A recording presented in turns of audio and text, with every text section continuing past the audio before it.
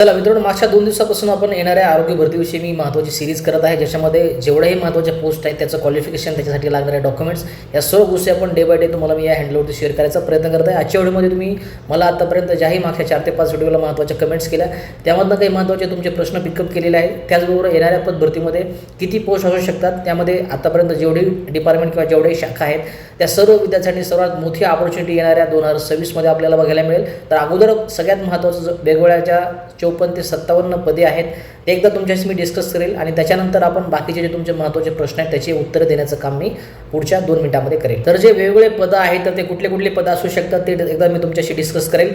गृहवस्त्रपाल, त्याच्यानंतर प्रयोगशाळा वैज्ञानिक अधिकारी, भांडार निवस्त्रपाल, प्रयोगशाळा वैज्ञानिक अधिकारी, प्रयोगशाळा सहाय्यक, क्षयकिरण तंत्रज्ञ, क्षयकिरण वैज्ञानिक अधिकारी, रक्तपेढी तंत्रज्ञ, रक्तपेढी वैज्ञानिक अधिकारी, औषध निर्माण अधिकारी आपलं फार्मसी ऑफिसर, त्याच्यानंतर आहारतज्ञ असेल, ECG तंत्रज्ञ असेल, दंतयांत्रिकी असेल, डायलिसिस तंत्रज्ञ असेल, अधिपरिचारिका म्हणजे स्टाफ नर्ससुद्धा जागा आहे त्याच्यामध्ये भरपूर असतात.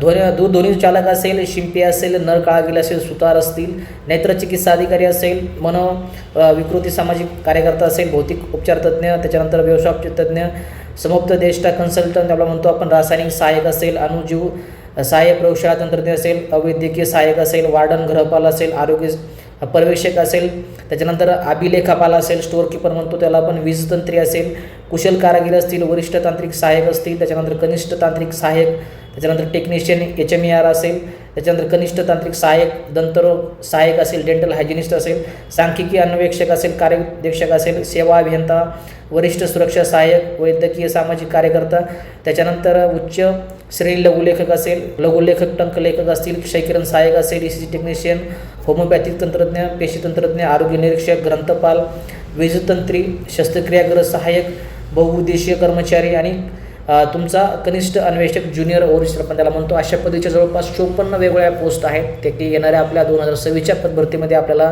बघायला भेटू शकतात. आता तुमचे महत्त्वाचे प्रश्न आपल्या विशेषतः फार्मसीबद्दल होते की डिग्री फायनलचे विद्यार्थी अप्लाय करू शकतात का, तर नाही. तुमचं डिप्लोमा असेल 2 वर्षाचं किंवा डिग्री असेल ते तुमचं कंप्लीट असणं गरजेचं आहे. तुमच्याकडे तुमची मार्कशीट आणि फायनल इयरची मार्कशीट असणे गरजेचं आहे. आणि तुमचं त्याचबरोबर उद्याच्या व्हिडिओला पॉसिबल झालं तर जे महत्त्वाचे डॉक्युमेंट्स लागणार आहेत आपल्याला आरोग्य भरतीसाठी, तर जे लाईव्ह डॉक्युमेंट्स आहेत ते तुम्हाला मी व्हिडिओमध्ये दाखवेल. ते डॉक्युमेंट आता काढून ठेवा. ज्या डॉक्युमेंटच्या एक्सपायरी डेट जवळ असतात असे डॉक्युमेंट काढून ठेवा.